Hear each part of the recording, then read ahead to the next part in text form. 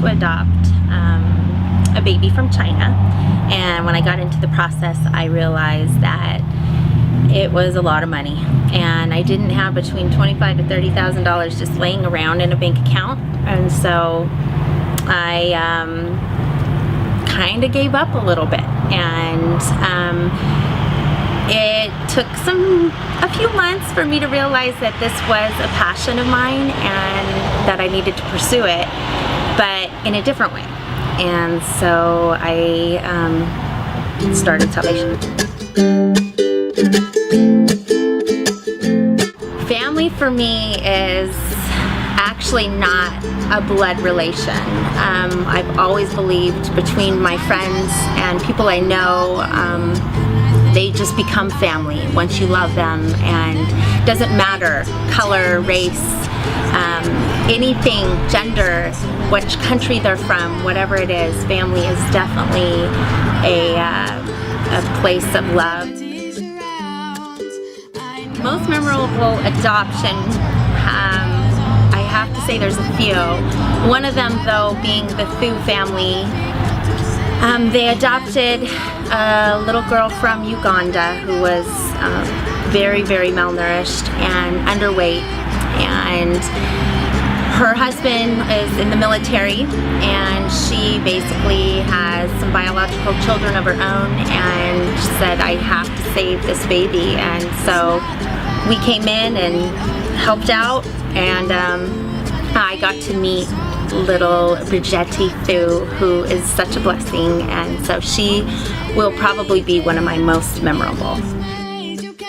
We thought we had everything figured out. We were working day and night to try to pull funds together. Yeah. She was very sick. She was not walking, not talking. She was 2.5 and weighing 15 pounds. She was not doing well. So it was a really she was in a rough spot. Like at 2.5, she weighed 15 pounds. But when she got to the orphanage, she was 4 pounds. 4 pounds and 2 and years some old. change, yeah. And what they were saying was she was not thriving at all. She was not doing well in the orphanage. So either I needed to figure it out, or I needed to walk away and let someone else step up. And it was hard because we fell in love with her right away. You know, my other children fell in love with her right away. And so we were really in kind of a desperate feeling thing that we needed to do what was right for her. And I was at the point where I was just like, I feel like maybe we need to just say, for love for her, we need to just say we can't do this. At that same time as when we were connected with Salvation International, and they said, yes, we will connect with you, let's fundraise. You know, it takes a few months, we'll do what we can. You do what you can to get the awareness out and do your part with fundraising, and ended up with a grant from Salvation for $5,000, and it was like what we needed to get her home. So every child deserves a family.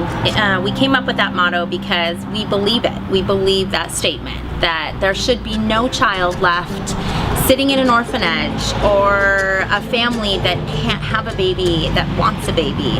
And there's so many children around this world that need families.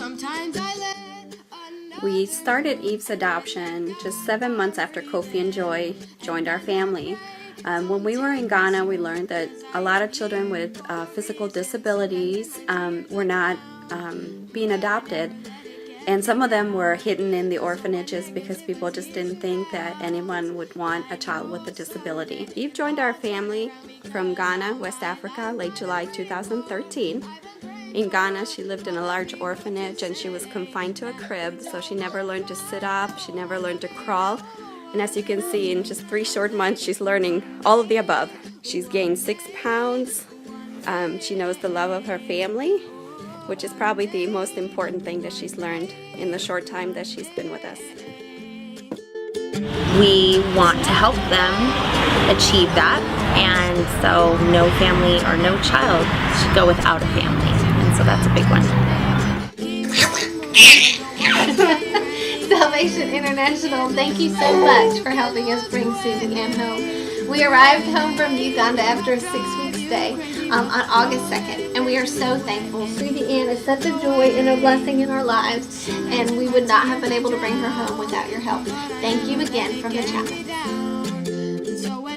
There's something about being part of a grassroots charity that Salvation International is. It's brand new. We're trying to raise thousands and thousands of dollars for these families, and everything that we make, 100% of all monies raised goes to helping these families. So one of we've had a lot of fundraising, and we've had some great experiences learning from fundraising and just kind of getting it going. But definitely my very favorite was our Cowboys and Angels event. It was a vision that we perceived, and we just brought it to life between twinkle lights and cowboy boots and country music and great friends and great people. It was just a beautiful event. Some of our funny ones were batting for babies, which most of our board members don't play softball, and and so that was experience, but super fun and great people that came out. No Duh rocked it. Love, love, love No Duh. We had so much fun. We love No Doubt, so having No Duh being there, that's a good one. So most of our volunteers are moms, and we can't imagine lives without our kids. So when we think of the kids out there, without homes, without families, it breaks our heart, because we can't imagine a life without our kids and without our families. So we work long, tireless hours, unpaid, 100% volunteer work to raise money to change these children's lives.